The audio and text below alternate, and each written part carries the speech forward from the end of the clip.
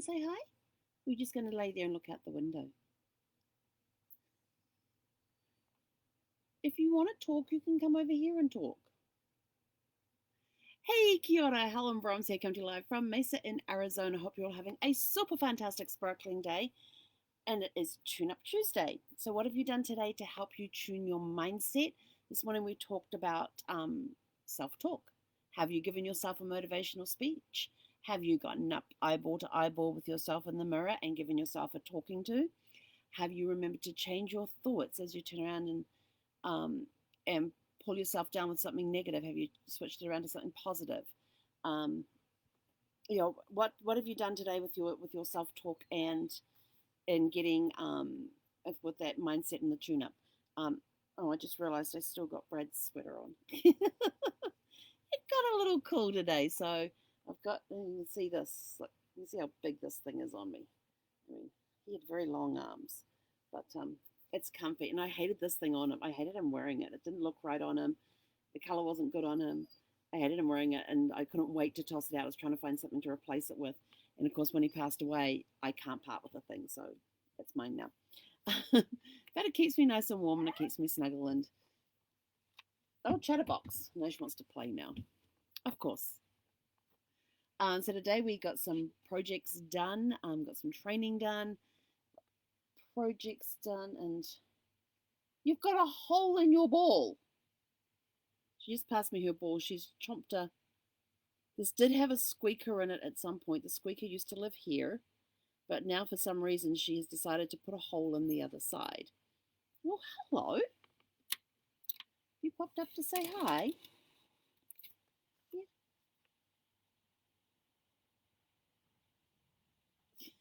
There you go. My puppy loves to play. What can I say? We also got the mailbox fixed today as well. We called up the office, letting them know the mailbox had fallen over in the wind yesterday. And within like 10 minutes, there was somebody there putting it back up again. Sort of like, wow, that was quick response. And then I told them that somebody put a padlock. I says, also, why is there a padlock on my utilities box? And she says, oh, I don't know. She says, and I said, well, I need it removed because I do have to unplug this week to go for a drive to get some propane in my tanks. And because I still haven't done that.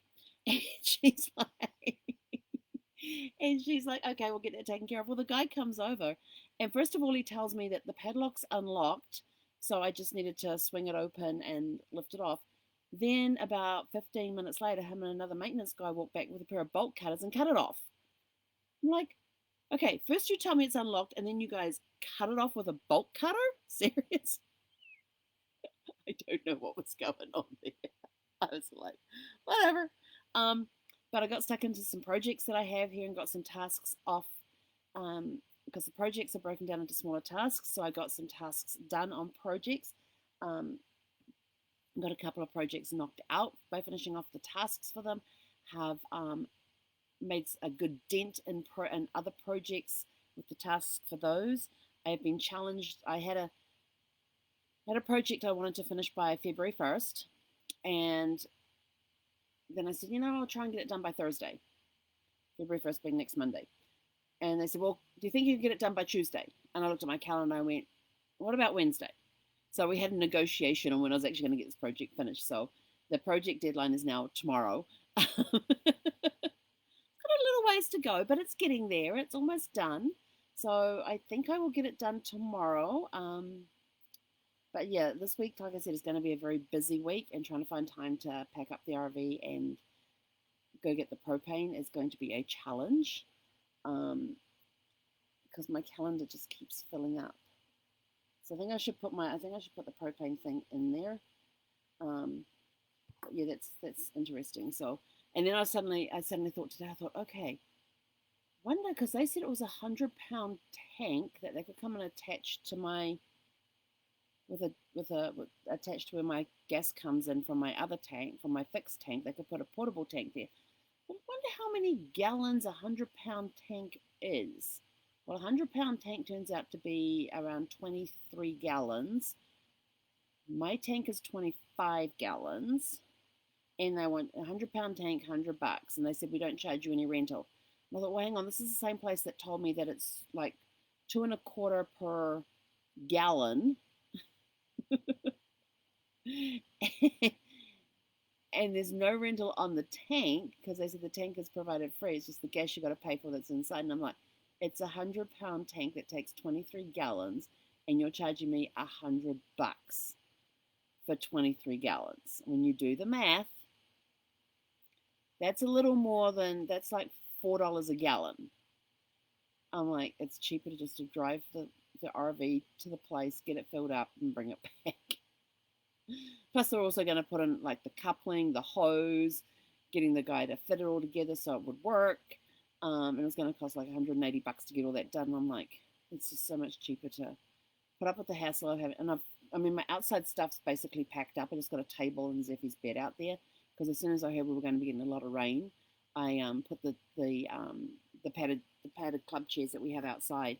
I just put them into the lockers underneath here. I didn't put them into their bags. I just put them I folded them up and put them in the lockers so they had somewhere to go. It's just the inside of the vehicle. So this week I'm going to get the inside of the vehicle done. Saturday, I don't think I actually have anything on Saturday. So maybe Saturday morning. Oh, I have a free weekend. I have nothing on Saturday and Sunday. The only thing on my calendar for Saturday and Sunday is my Facebook Lives. So I could technically aim for Saturday to go get my propane tank filled. I could do that. I have to do it Saturday though because they're closed on Sunday. Although there are other places that are closer, so I've got to figure out those. And everybody's telling me, oh, just go over here. But make sure you approach from this direction because it's easier to get in. And then you don't have to try and turn the vehicle around once you're inside there because it puts you on the right. And well, hang on, wait a second. What side is your propane tank on? So they give me the instructions on how to get in there. Then they're suddenly like, oh, well, hang on a sec. What side's your propane tank on? I go to the passenger side. Oh, well, then just disregard everything I told you. So it is awesome being in a park where people are helpful and give you the information that you need and tell you, you got to approach from this direction so that so you're not having to try and turn around in the yard. But then, of course, they leave out the one little detail of, well, hang on, which side of the vehicle is your propane tank on? The passenger side. Oh, well, then just disregard everything I said. Make sure you approach from the other direction. And then when you pull in, the fill up tank's like right there. So just stop right there and you'll be in the perfect place and blah, blah, blah, blah, blah. So yes, it has been it's very interesting being in a campground. And when you ask people for, oh, where do you go to get your propane filled? Or I've got to go get my, oh yeah, well, we go over here, we go over there. It's just down the street, and one place is 13 miles away, but it's and people said, yeah, and I thought like, and I said, well, yeah, well, I've got it, and I said to one woman, I said, well, I have to go to, because her husband goes to the U-Haul, which is just down the street, and I said, yeah, but I want to find one that's close to where there's a Banfields, so I can arrange for surfing. Sorry. Zeffy was holding, remember that ball with a little hole in it? She was holding it just holding the ball with her teeth on that hole and carrying it. It's so funny to think of. Anyway, I said, because I need to go to Banfield to get Zeffy's shots up there. Oh, well, the Banfield's down here, and so you could go over here, get the propane, and then when you come out, you're then on the right side, and you just take a right turn, and you go down here, and the Banfield, and I'm so like, there you go. So then I thought, well, I actually want to do her first because that's a set time. Because I don't know how long, if I'm going to have to wait in the line to get the propane tank filled. I don't know how long it's going to take. It only takes like about 5-10 minutes once they start filling it, but how long am I going to have to wait? And then I've got to calculate drive times and all of that. So I thought, well, if I do her first, take her to the vet first, drop her off at the vet and say to the vet, when you finish, pop her into the grooming area so they can give her a bath and make her smell all pretty and all that sort of stuff, and just tidy up her nails are actually really short right now because we're constantly walking on the roads and the concretes around here, and so they naturally file her nails when she walks on them, but there's just a little couple ragged pieces there. Just want them to tidy up a little bit. So I said, not a full pedicure, just to go, and any of them that have the rough nails on, if you can just tidy those up a little bit, that would be greatly appreciated, type of thing. But yeah, so I figured if I drop off at the PetSmart where there's a Banfields and a grooming thing and say, okay, I'm trying to coordinate this because I need to drop her off there since you guys won't let me come without a mask. Drop her off, um, go get my propane tank filled, and then come back and pick her up. And her bath is going to takes about an hour for them to do the bath, and they can't use a hairdryer on her because she doesn't like the sound, so they're going to have to actually towel dry her. So it's going to take them a little longer to dry her. So I figured if I drop her at the vet, she gets her annual checkup done, does the thing. She's there for a couple of hours. I got plenty of time to go over, get the propane, come back. I can park in the parking area, and I'm there if they need me or whatever. So yeah, so that's the plan. Now I gotta go make all the appointments and everything else. But I figured why not? So we'll see. But it's yeah, this is the last week of January. Imagine we're already at the last week of January. Yeah. So, but I also got a delicious nap in this afternoon too. Zeph and I went and snuggled up under a blanket on the bed and had a nap. And then she decided that I don't know, I was too hot or she couldn't curl up enough or whatever. But she went into her little nest on the bed there and went to sleep. And when I woke up to get up and go working on the next project, she had her face buried underneath her blanket, which was like piled up because she does her thing where she digs and pushes the blanket out from underneath her at the back. And so it was this little pile, and she's laying there curled up with her head and her nose underneath that little pile of blanket. So I thought, I'm just going to leave her alone. And so yeah, so we got a delicious nap in this afternoon and got a whole bunch of work done, got some projects finished, and so it was a really good, productive day today. So how did your Tune-Up Tuesday go today? Did I do any self-talking today? No, I didn't do any motivational speeches with myself today. I had a lot to do. So like get in, get stuck in, and get moving. And this is another thing, that when you do get stuck in and get moving, there's times that you're sort of like, I really don't want to get through this. I really don't want to go to this workshop. And there was times when we were living in San Diego that I would think, oh, and on Friday, because our mastermind class was on a Saturday. And I was thinking, oh my gosh, I got to get up early at like 5 o'clock, have a shower, get dressed. Then I have to drive up to leave here by 6 o'clock, drive up to LA, because our thing started at 9 o'clock in the morning. And if I left at 6 o'clock, it would take me an hour and 45 minutes to get there. If I left, and that was including a stop for gas and a stop for breakfast along the way. I know, pretty cool, huh? And people who drive that route from San Diego to LA, especially into the valley, know that that's a really good time. But if I left at 6:15, so that was an hour and 50 minutes. So I was getting there just before 8 o'clock. But if I left at 6:15, I was lucky if I got there before 8. I would get there with 15 minutes to spare. Think about that. That 15 minutes made a huge difference. And I was like, oh, I'm going to get in the car and I'm going to drive all the way up and I'm going to get gas and da-da-da-da-da. And like I'd start talking myself out of it. But I would make up my overnight bag in case I was going to stay overnight, because I always took an overnight bag with me because I'd never know how I would feel at the end of the day, having gotten up at 5 o'clock, driven up to LA, done our mastermind training, and sometimes they could be really heady. And then getting back in the car and having to deal with rush hour traffic because it would take me 2 hours to get home, sometimes 2.5. There was the occasional one that took me 3 hours. That was because there was an accident. And then getting home tired and exhausted, and then just Sunday was my recovery day.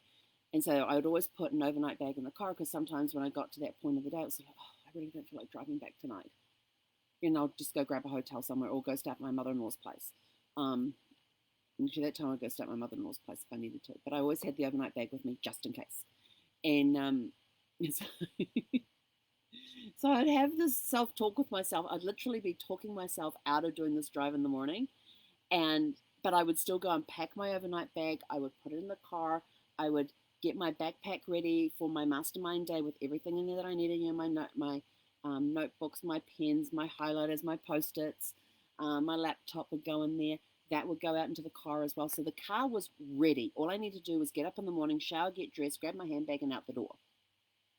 And I'd even like turned the car around and backed it into the garage. So I just need to open the garage door, pull out, close the garage door, and just, so I didn't have to turn around. I could just drive straight out. And I remember there was so many Saturdays I would do that. And even when Brad was alive, I would have the same arguments with myself. And so I would get up in the morning. And I was like, the alarm would go off, and I was like, oh, I don't really want to get up. And I'd lay there and argue with myself for 10 minutes. And I said, oh, well, let's go have a shower and see how. And I'd start my mother's method. This I learned from my mother years later, because she was a nurse. And so my thing about growing up was that I could never pull a sickie on my mum, because she would always know when we weren't sick, and we would always end up at school. So we really had to be sick to stay home from school if we wanted to stay home. Years later, I found out her little method was like, go get dressed and we'll see how you feel. So my thing kicked in from hearing this for years was, let's go have a shower and see how you feel. Okay, get out of the shower. I feel a little more awake. Okay, now let's get dressed and see how we feel. And I would walk myself through this process my mother had taken us kids through for years. The next thing I knew, I'm on the freeway driving, and leaving at right on 6 o'clock, or a couple of minutes before, a couple of minutes after, as long as I'm out of by 6:15. I was on the road, and I'm sort of like, oh my gosh, I can't believe I just pulled my mother on me. And I actually literally talked myself through going to an event. But I will tell you this, when I got there, it would be like the best event ever. It would be like the one I absolutely needed to be at. And I would be so pumped up on at the end of the day, I'd just get in the car and drive home with no thought. And my brain would just be going for the stuff, pull out the digital recorder, start talking into that for the 2 to 3 hour drive home. But it was really funny when Brad was alive. There was one point where I would always text him and say, leaving now. And that was all I would say, leaving now, see you soon. And because I always text him when I left, or when I got to my destination, and Casey would always say, text me when you get home. So texting Brad when I was leaving, texting Casey when I got home. So everybody knew I was safe. It was awesome. I mean, she's put a ball in a place she can't get it. Well, maybe she can. And so I text Brad, says, I don't know how he did it. He did not have the location thingy on my phone because I always had it turned off. But whenever I hit where the 405 and the 5 connected, literally within a minute of me getting through that merge area onto the 5 South, my phone would ring and be Brad going, where are you? How you doing? Every time. And the first time I had to do that drive and he didn't call me, I started panicking because Brad wasn't calling me. And this, of course, was after he had passed away. And I was panicking because he wasn't calling to see how I was doing. It was the strangest drive ever. But, and that sort of self-talks at it. So there are times when you're driving that you need to give yourself your little pep talks and stuff and talk yourself through into doing something that you really don't want to do, but you know that it's the best thing to do for you.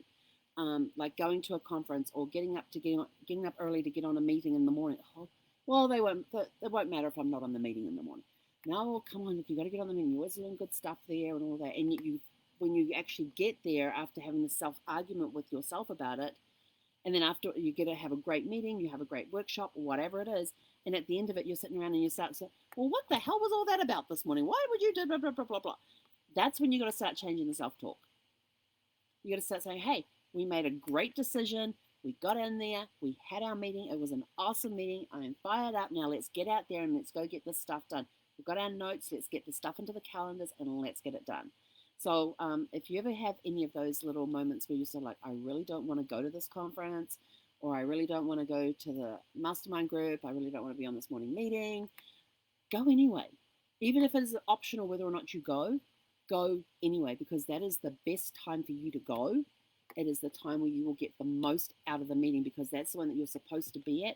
Yet you've got the self-talk going on in your head, like, oh, I'm tired, or I don't feel too good, or whatever. You're starting to talk yourself into being tired. You're talking yourself into not feeling well. You're finding every reason you can under the sun not to go to that conference, to that meeting, or whatever. Yet you just keep pushing through and go anyway, and you have the best time ever. So when you're doing that tune-up in the self-talk, and you start trying to talk yourself out of going to something that you're looking forward to, change the tune. Hey, we've got this great meeting coming up. Yay, we've got the meeting coming up. So I have to remind you too, you have to tune in on Friday, because Friday is a very special day. And I'm not telling you why, because you're going to have to tune in to find out. And I might make it the evening. I haven't decided if I'm going to tell you on the morning one or the evening one, or maybe I'll do both. But anyway, I'm out of here. I'm going to go take a puppy for a walk. She got the ball out. She just put it down at my feet and walked away. Anyway, so have a super fantastic sparkling evening, and we will catch you guys tomorrow for Winning Wednesday. He konara.